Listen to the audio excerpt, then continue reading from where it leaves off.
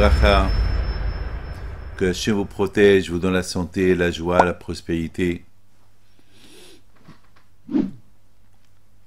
Cette semaine, on va lire une très belle paracha de Vaishlach, l'histoire de la rencontre de Yaakov et Esav. Vous savez très bien que Yaakov Abinu, il a quitté ses parents, sa famille, sur l'ordre de ses parents d'aller à Haran, chez le frère de Rivka, qui est son oncle, pour marier une de ses filles. Yaakov Abinu n'était pas jeune, il était très vieux. Tout d'abord, Yaakov Abinu, il est parti à la yeshiva. Il est resté là-bas jusqu'à l'âge de 77 ans. Il est resté là-bas 14 ans.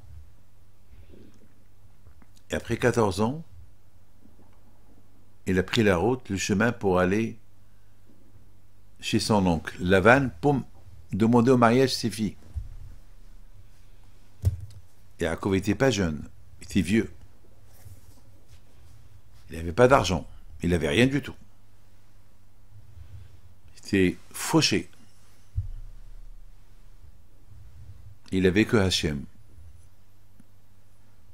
Yaakov Abinu alav shalom, il a prié Hachem. Et ça enay eleharim. Mais aïe Abou Ezri, Hachem, comment je vais affronter mon oncle? Comment je vais l'affronter?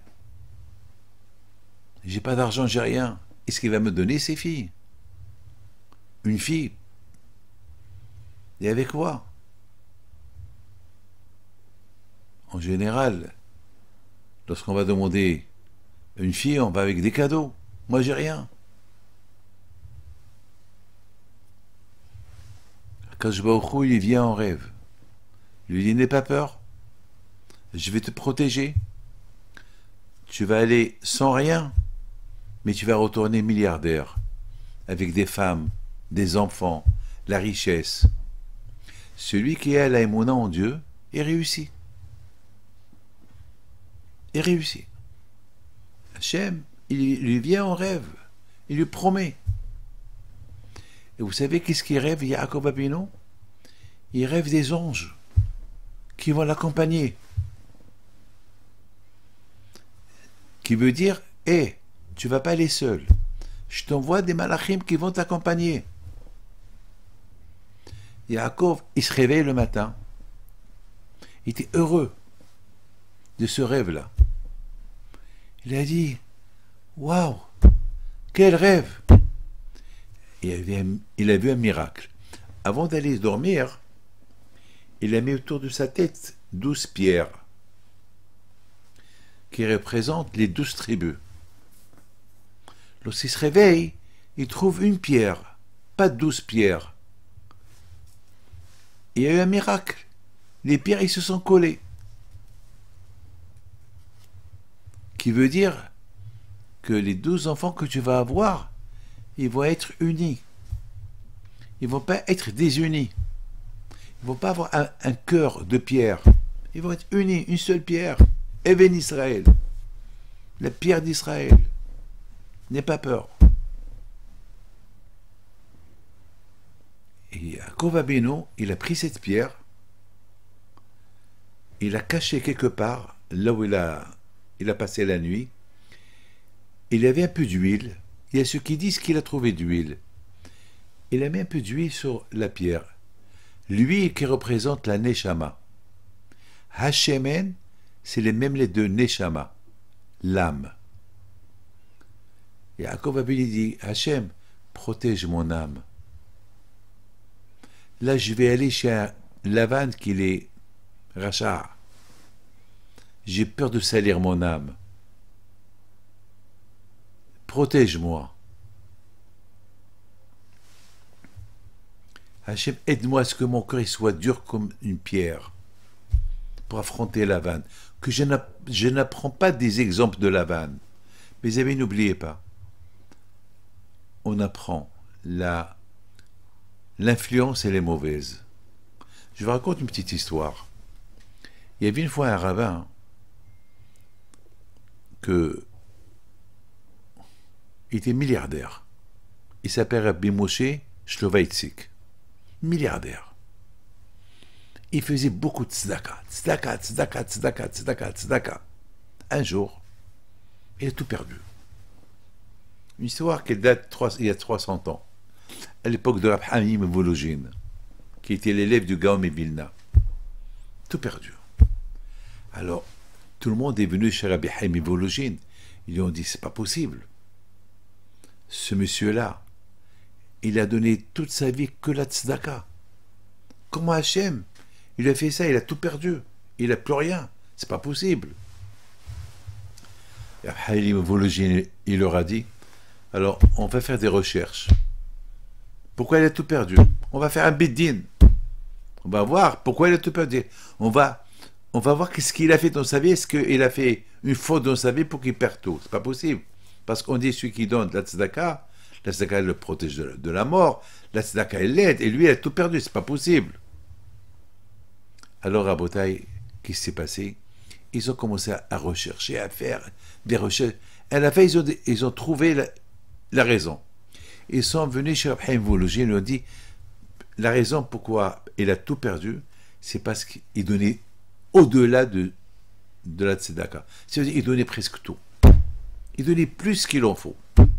Alors, il y a eu des gens qui ont dit alors le contraire, puisqu'il donnait plus qu'il en faut, pourquoi il a tout perdu? Le bon Dieu, il aurait dû... c'est un bon investissement que le bon Dieu l'a fait sur ce monsieur-là qui donne plus qu'il en faut. Parce qu'il lui donnait la tzedaka plus qu'il est devenu pauvre.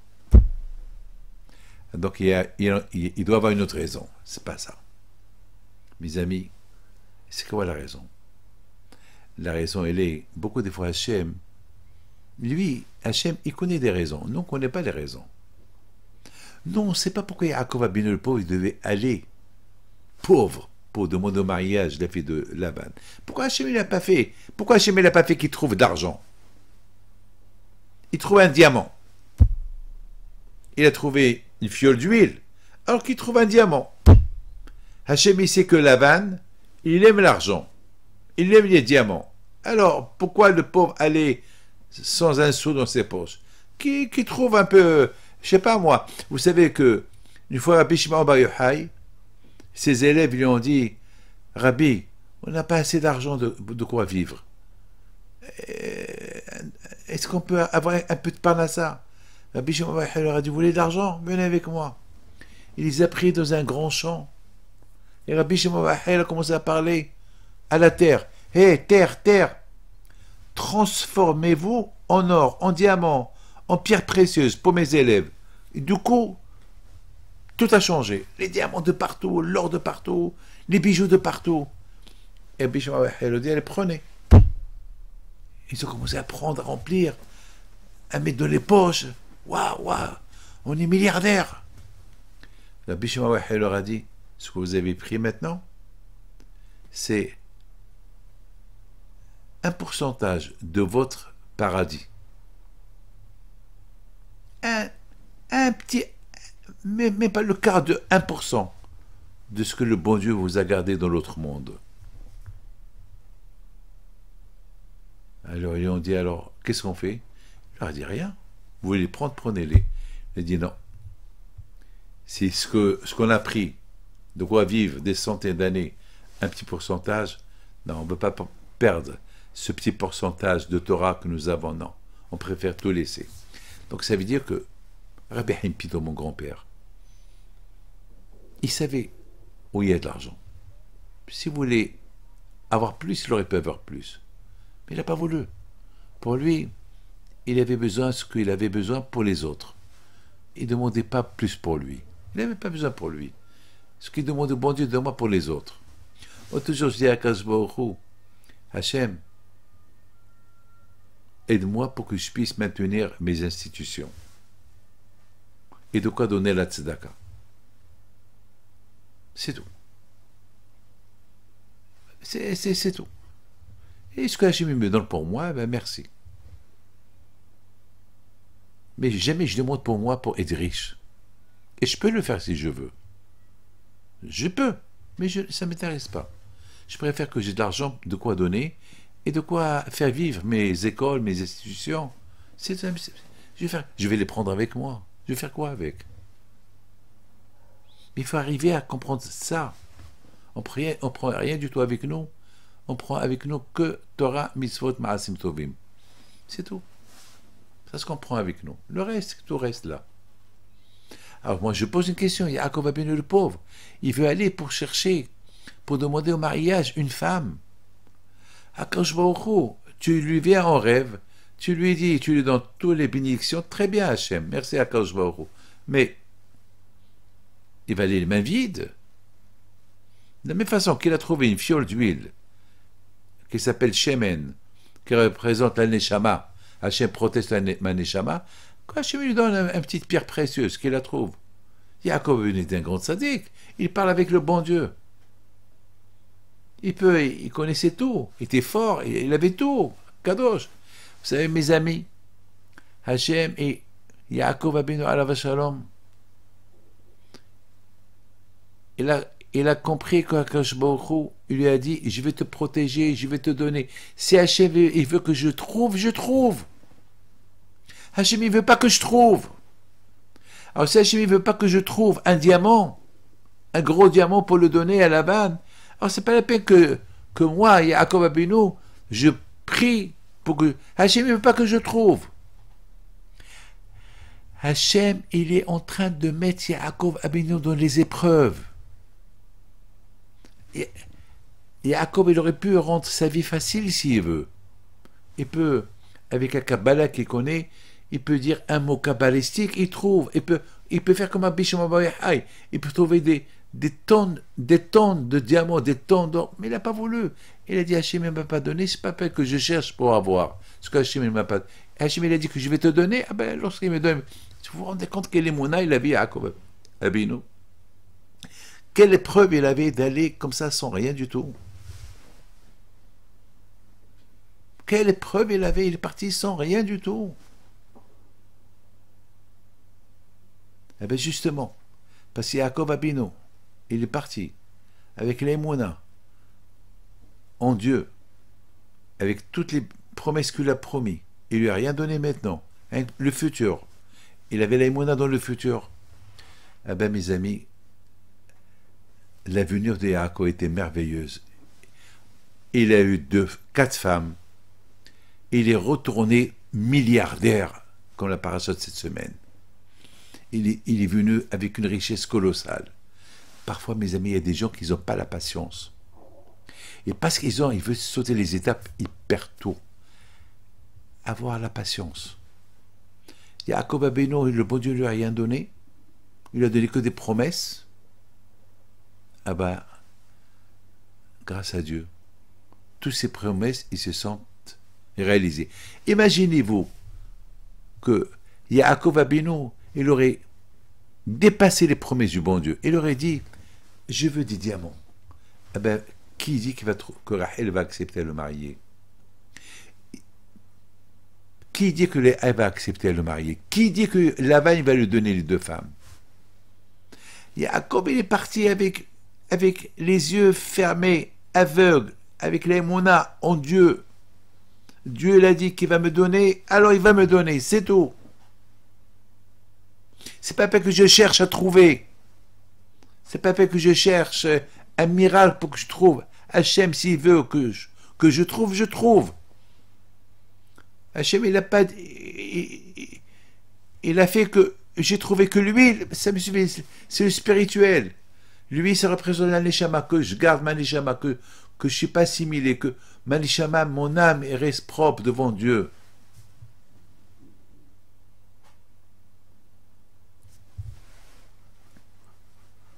Mes amis, Yaakov Abinu Alav Shalom, finalement, il a souffert pendant 30 ans, depuis qu'il a quitté son père, jusqu'à qu'il a marié Rachel, Léa, il a eu des enfants, c'était des souffrances. Mais il a vu à la fin que tout ce que le bon Dieu lui a promis, ça s'est réalisé. Ça a pris du temps. Yaakov, il est resté. fort. Dans la vie rabotaine, ne sautez pas les étapes. Vous priez Hachem, priez. Regardez mes amis, ce Rav Moshe Shlovaitzik, tout à l'heure on a raconté, il faisait beaucoup du Hesed, il a tout perdu. Et Rav Chaim Volozhin, il a dit, viens, on va voir pourquoi il a tout perdu. Et finalement, ils n'ont pas trouvé la raison pourquoi il a tout perdu. Mais entre-temps, ce Rav Moshe Shlovaitzik, lorsqu'il a vu qu'il n'a plus d'argent, les gens, ils ont commencé à venir chez lui donner, parce qu'ils savaient, tout le monde sait qu'avant, il donnait à tout le monde. Maintenant, il n'a plus rien. Il n'a plus la tête pour le business. Là où il met ses mains, il perd. Vous savez ce qu'il a fait? Il est parti à la yeshiva étudier la Torah. Après quelques années, il est devenu un grand rabbin. Jusqu'à qu'ils l'ont demandé à devenir le dayan, le rabbin de la ville. Le monsieur qui était commerçant, il est devenu maintenant le rabbin de la ville. Et du monde entier, on vient chez lui poser des questions.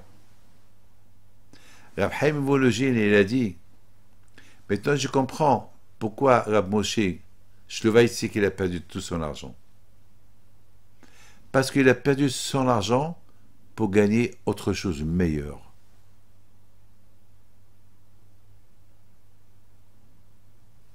Il donnait plus, il donnait tout son argent à la tzedaka. Alors tu travailles que pour faire tzedaka. Alors maintenant, quand je il a dit, puisque tu fais ça, Hachem lui a donné une récompense. Laquelle? Il a commencé à étudier la Torah.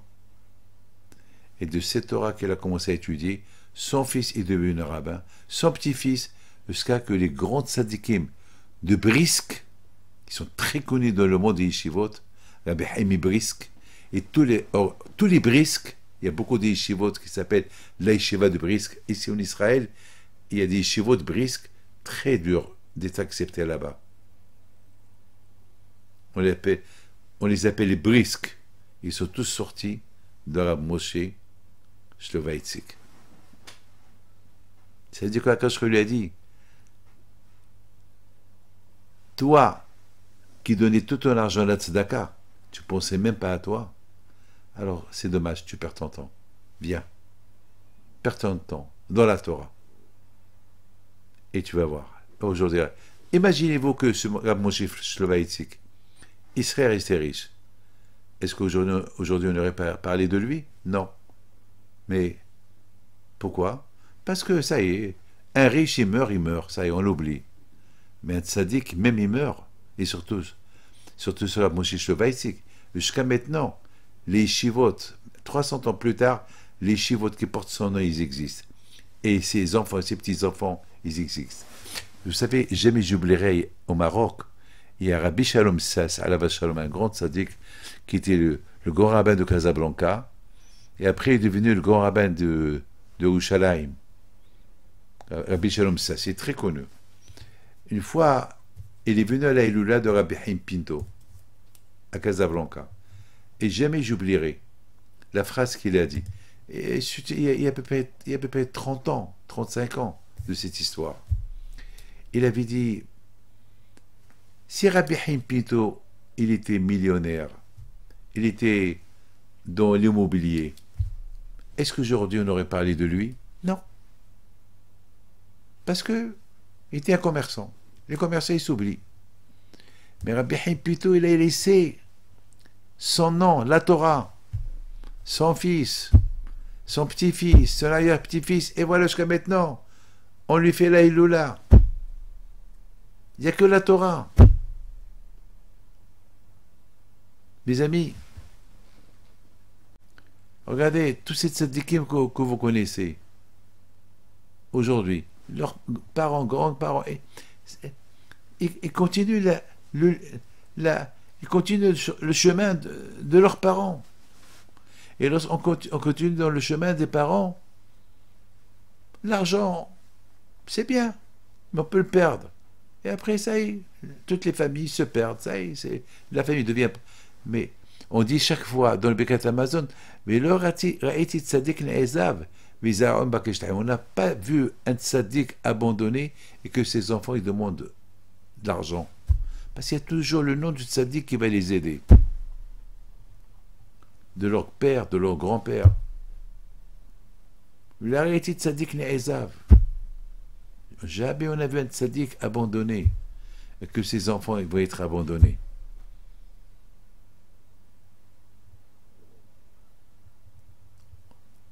Mes amis, on a vu Yaakov Abinu alav shalom. Si Akadosh Baruch Hu il aurait Bémet, le pauvre Yaakov Abinu, moi j'imagine, il était vieux, il avait 77 ans le pauvre, il est vieux, et maintenant il va aller demander en mariage une fille, qu'elle est jeune. Est-ce que son père il va l'accepter comme beau-fils? Pas d'argent, rien du tout. Et Hachem il lui donne des paroles, Hachem il lui donne des promesses, des promesses dans l'avenir. Mais donne-lui quelque chose maintenant. Il a besoin maintenant. Non, il ne lui donne rien du tout maintenant. Que des promesses, plus tard. Yaakov il se réveille. Il était heureux et content des promesses qu'il a eues. Mais il aurait pu se poser une question. Mais pour maintenant. Maintenant, j'ai besoin maintenant. On dit en arabe,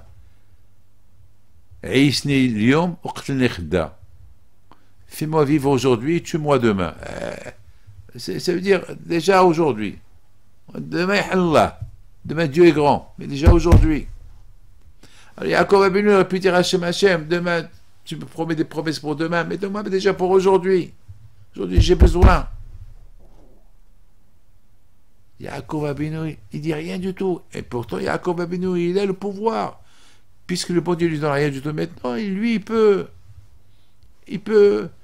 faire quelque chose. Et vous savez que Yaakov Abinu, il connaissait le nom de Dieu. Il pouvait faire des voyages en quelques heures. Il pouvait arriver en Australie, il ferme ses yeux, il ouvre ses yeux, il est en Australie. Yaakov Abinu, comme il y a beaucoup de tzadikim, comme Baal Shem Tov, Rabbi Haim Pinto, il y a beaucoup de tzadikim. Il y a beaucoup de tzadikim qui faisaient Kfitsat derrière. La terre est se raccourcie avec une phrase qu'ils disent.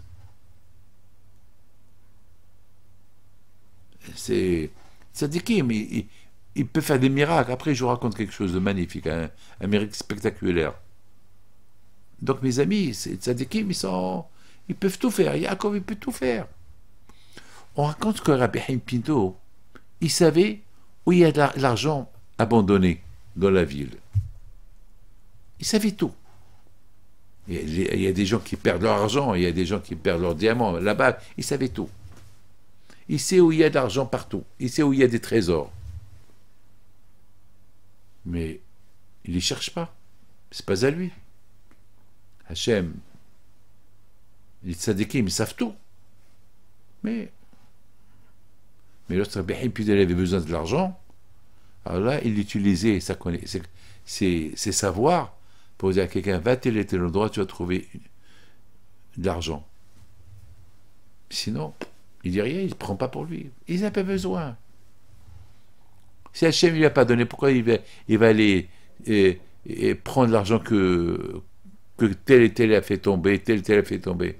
Laissez pour d'autres que Hachem il va leur donner. Ce n'est pas à lui de les prendre. Mes amis, Yaakov Abinu alav shalom, il se réveille le matin avec des promesses. Il ne se pose pas des questions. Hachem, très bien, pour les promesses de l'avenir, mais maintenant. Ferme ta bouche, il continue. Vaïssa Yaakov et Raglav. Yaakov, il a levé son pied. Vous avez vu quelqu'un qui lève son pied pour marcher? Ah ouais, uniquement si quelqu'un il est paralysé. Il lève son pied. Mais là, la Torah dit que Yaakov il a levé son pied. Vous savez pourquoi? Yaakov il a levé son pied. Pourquoi? Pour faire vite. Parce que son corps, il ne voulait pas bouger de cette place où il était. Cette place où il a rêvé le bon Dieu. Cette place où le bon Dieu lui a donné des promesses pour l'avenir. Oh, quelle place! Quelle est super cette place! Quelle est super cette place! Il voulait rester là-bas. Non, mais Hachem t'a dit, va. Mais je vais avec rien, ben, avec rien. Donc il a pris ses pieds, il a levé ses pieds pour aller. Mais prends avec toi quelque chose. Prends, tu peux faire ce que tu veux. Ne va pas les mains vides. Non, il est parti les mains vides. Tellement qu'il a eu l'aïmouna en Dieu. Et grâce à ça, le bon Dieu il a fait. Hachem il a dit, puisque tu as l'aïmouna en moi, tu ne m'as pas demandé que je te donne rien du tout maintenant. Et tu as l'aïmouna pour l'avenir. Et tu es parti sans un sou, sans rien, chez un oncle qui est avare, qui est rachat, un oncle qui va pas te donner ses petites filles et ses filles à un vieux. Lui, il va te donner ses filles et tu vas rester chez lui et tu vas devenir milliardaire chez lui et tu vas retourner milliardaire de chez Haran. Beaucoup des fois, avec un peu d'émouna, on maintient c'est comme le casino. Tu mets petit et tu gagnes le gros lot. Tu achètes le loto. Tu payes le loto à quelques euros, quelques dollars. Et tu mets 6 numéros, 7 numéros et tu peux gagner des milliards. Lorsque quelqu'un il joue au loto, est-ce qu'il joue au loto parce qu'il va perdre? Le contraire, lorsqu'il joue, il a le sentiment qu'il va gagner. Sinon, pourquoi il joue? Même 5 euros, pourquoi il va les perdre? Même 1 dollar, pourquoi il va perdre? Celui qui joue, si c'est qu'il va perdre, eh ben, il ne joue pas. Yaakov Abinu alav shalom, il est parti, il a joué au loto. Quel loto? La promesse d'Hachem. Ce que Hachem il a promis, il est parti avec cette promesse. Il n'a pas eu peur. Il est parti avec cette promesse. Il n'a pas eu peur. Ben, mes amis, il a gagné. Il a gagné. Tout ce que le bon Dieu lui a donné, pour plus tard, ben, il a gagné. Il a gagné même plus au-delà de ce que Hachem il lui a promis, il a eu. Grâce à ses émouna. Vous savez, c'est qui Yaakov Avinu. C'est pas n'importe qui. Vous savez qu'est-ce que nos sages disent? Que Yaakov Avinu, son image, elle est gravée à côté du trône céleste. C'est-à-dire que je le regarde tout le temps. Vous imaginez ça? Mais qui est Yaakov? Pour que sa tête, son visage, sa photo. Vous savez, on a la photo de quelqu'un qui est important. Mais Hachem, la photo de Yaakov Avinu, elle est tellement elle est importante pour lui. Pourquoi? Parce que Yaakov était un mime. Yaakov était humble. Yaakov, toute sa vie, il était Torah. Torah. Torah. Il dort pas, nuit et jour. Il aimait Hachem. Il ne se pose pas des questions. Abraham, Yitzhak, Yaakov, le troisième patriarche. C'est de la folie. C'est de la folie. Il est arrivé Yaakov Abinu alav shalom. Tellement il était bien aimé d'Hachem que Yaakov Abinu, il a suivi les directions du bon Dieu.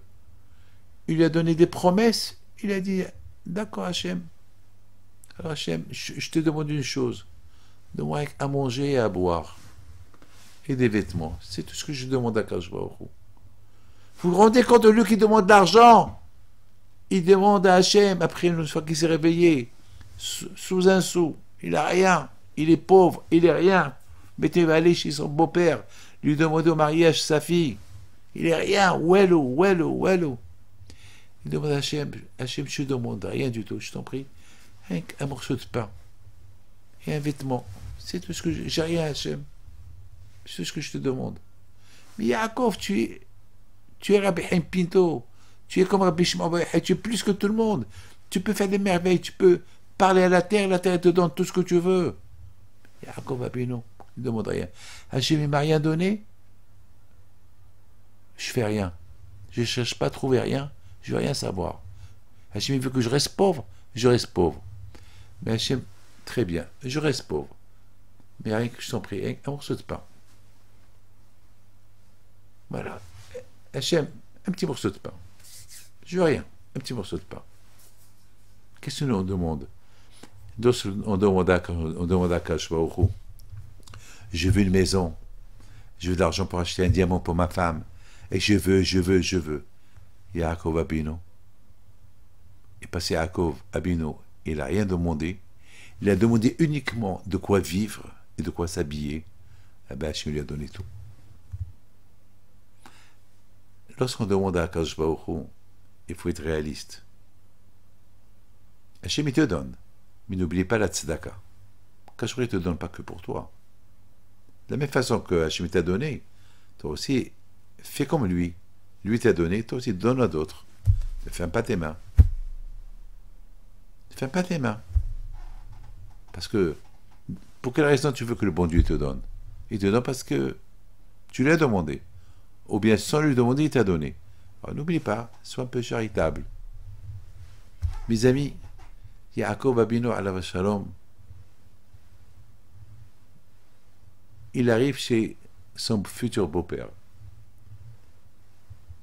Et là, il a vu des merveilles. Quelle merveille! Il a vu qu'il était fort. Il y avait un puits. À Haran, il y avait un puits. Et il voit beaucoup de bergers. Et il leur demande, mais qu'est-ce que vous faites là? Il leur dit, parce qu'on attend qu'il y ait plus de bergers pour qu'on puisse bouger cette pierre. Cette pierre, elle est très lourde. Il faut qu'il y ait beaucoup de Kowahadam, des gens pour la bouger. Yaakov Abinu était seul. Lorsqu'il a vu Rachel arriver, qu'est-ce qu'il a fait? Il prend la pierre et il la bouge, seul. Tout le monde qui le regarde. Oula! Hercule! Samson! Massiste! Waouh! L'homme le plus fort du monde. Tout le monde est un vieux. Il avait 77 ans.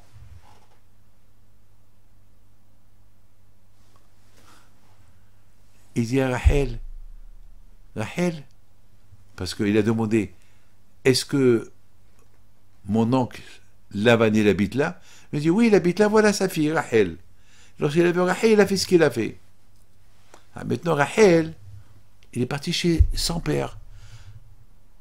Alors son père lui dit, tu es arrivé vite, ma fille?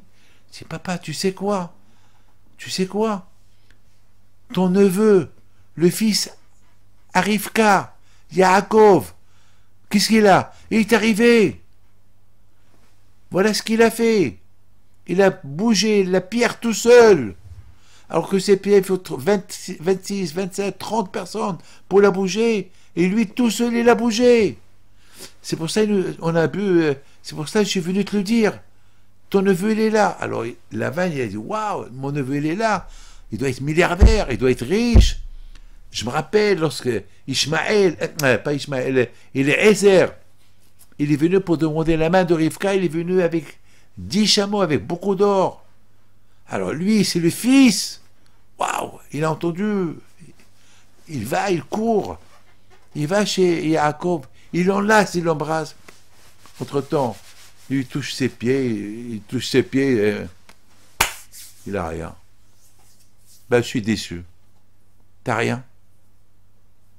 Alors, qu'est-ce que tu veux chez moi? Ben, je suis venu te voir. Bon, écoute-moi. Reste avec moi un peu de temps, on va voir. Et pendant le mois, il a vu que Yaakov était fort. Il faisait le travail 10, 15, 20, 30 personnes. Rapide. Alors, Lavan, il a dit, eh ben, je vais gagner beaucoup avec ce monsieur-là. Eh ben, je vais gagner plein avec lui. En plus, cette pierre, qu'elle est lourde, qu'il faut attendre 20-30 personnes pour la bouger, pour donner au troupeau à boire, avec lui, la pierre, chaque fois, il la bouge avec une main, l'autre main, il la ramène, et mon troupeau, ils auront de l'eau. Ben, c'est un bon investissement. Donc, la rabotaille, il dit, ah, qu'est-ce que tu veux? Voilà, tu vas rester chez moi, oui, je vais rester chez toi. Alors écoute-moi, tu vas rester chez moi, pourquoi? Ben, je veux ta fille. Tu sais ce que je peux faire, hein? Je suis un homme magique. Je peux faire tout, avec l'aide d'Hachem. J'ai rien. Elle dit, ouais, je te donne ma fille, mais tu travailles pour moi 7 ans. Et je te donne Rachel. Vous connaissez l'histoire. À la fin, elle a marié Rachel et Léa en 14 ans. Les 14 ans qu'il est resté à la yeshiva. Il est resté 14 ans à la yeshiva grâce à la Torah qu'il a étudiée avant de venir chez Lavan. Le bon Dieu l'a aidé à trouver ces 2 femmes. Ils étaient jeunes, moins de 20 ans, toutes les 2. Il a construit un empire avec eux, un empire de Torah, un empire de richesse. Am Israël, nous aujourd'hui, on est les fruits de Yaakov, Rachel, Léa, Bila, Silpa. L'inattendu, ce qu'on ne pouvait pas expecter, c'est arrivé. Un homme qui a la foi en Dieu, il a ce qu'il veut. Mes amis, je vous raconte une histoire. Il y avait une fois,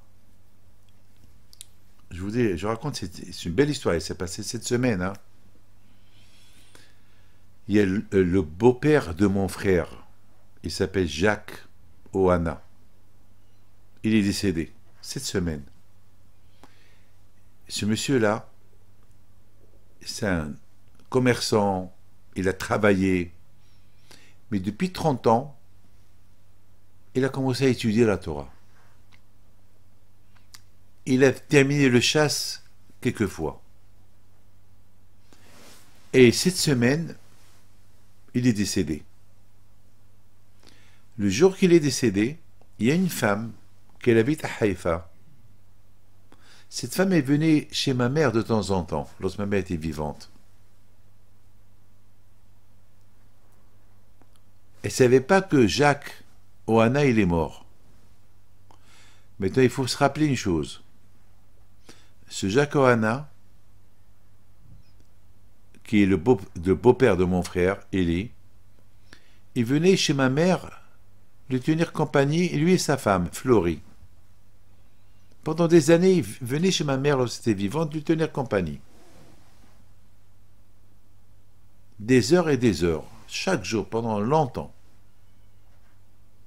Pour que ma mère reste pas seule. Mais cette semaine, il est décédé. Ma mère, bien sûr, elle est décédée il y a 5 ans.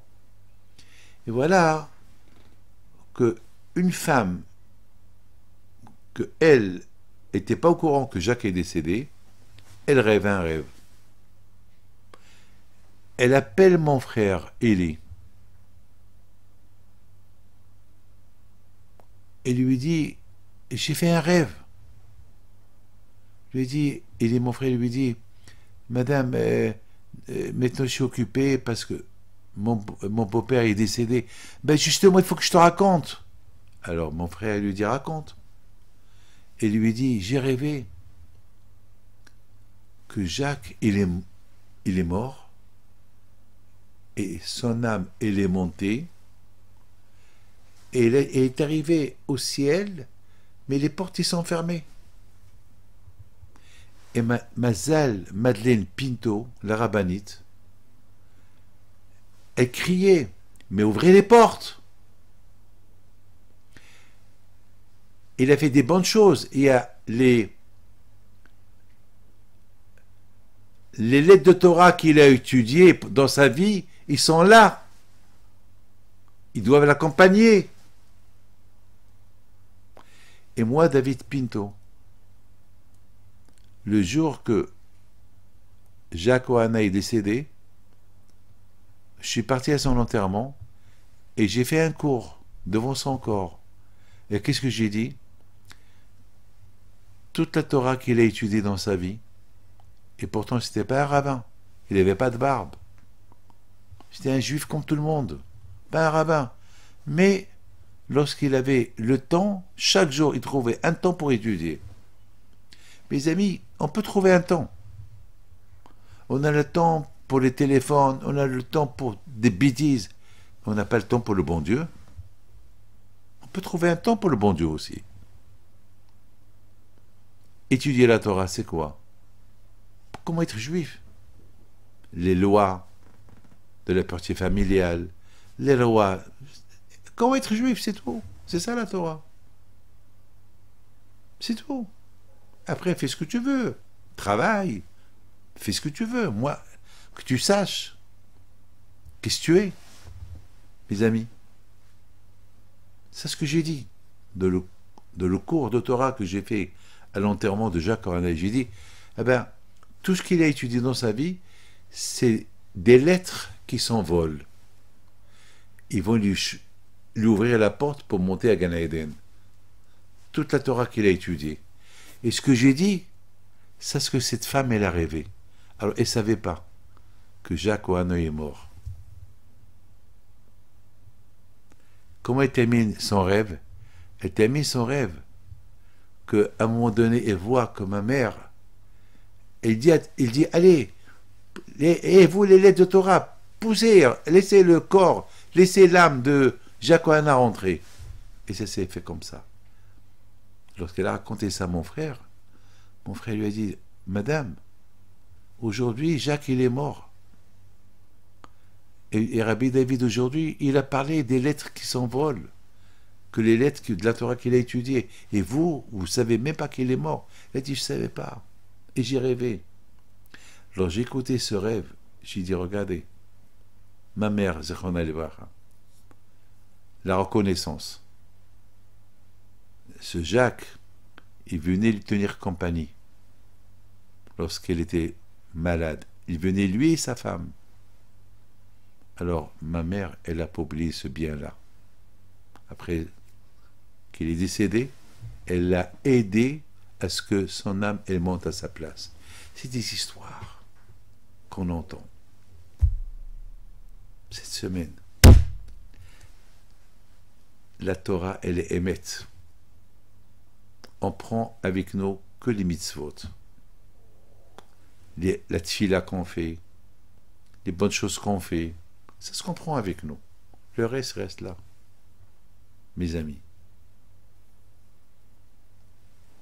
Mes amis, dans la paracha de cette semaine, qu'est-ce qu'on lit? Yaakov Abinu. Maintenant, Baruch Hashem, il est riche, il est parti chez son père. Il a pris ses femmes, il a pris sa richesse. Mais qu'est-ce qu'il a fait avant de rencontrer son père? Il a envoyé des anges à Esav, son frère. Il lui dit, je vais te rencontrer. Il lui dit, écoute-moi, Esav. Simplement, je vais te dire une chose. Ne crois pas que je suis un homme faible. Je sais que tôt ou tard, tu vas venir me faire la guerre. Lorsque tu entends que j'arrive chez papa, tu vas me faire la guerre. Sache que j'ai la Torah avec moi. Et tu ne me fais pas peur. J'ai patienté 30 ans pour arriver à ce que je suis arrivé aujourd'hui. J'ai pas été rapide. J'ai pas sauté les étapes pour être riche. Toi, tu sautes les étapes. Tu tues, tu violes, tu voles pour être riche. Moi, j'ai fait rien de tout ça. Et même lorsque j'étais capable de devenir riche, j'ai rien fait. J'ai laissé ce que le bon Dieu me donne. Et tout ce que j'ai, c'est ce que le bon Dieu m'a donné. J'ai rien volé. Et le temps que je suis resté chez Lavan, j'ai étudié la Torah. Mes amis, voilà l'exemple qu'on doit suivre de Yaakov Abinu. Mes amis, que le bon Dieu vous protège, vous donne la santé, la joie, et bien, c'est Hachem, que on passe une bonne semaine, et à très bientôt, que je vous protège. Amen.